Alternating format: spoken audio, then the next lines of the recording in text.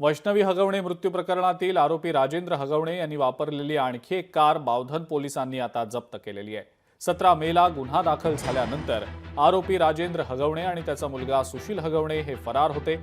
या दरम्यान याच कारनं यांनी अनेक ठिकाणी प्रवास केला होता। ती कार आता बावधन पोलिसांनी जप्त केलेली आहे। हगवणे प्रकरणात गुन्हा नोंद झाल्यानंतर आतापर्यंत स्त्रीधन म्हणून दिलेली हुंड्यामध्ये दिलेली फॉर्च्युनर आणि ॲक्टिवा जप्त करण्यात आलेली आहे। त्याचबरोबर हुंड्यामध्ये दिलेली चांदीची भांडी जप्त करण्यात आलेली आहेत।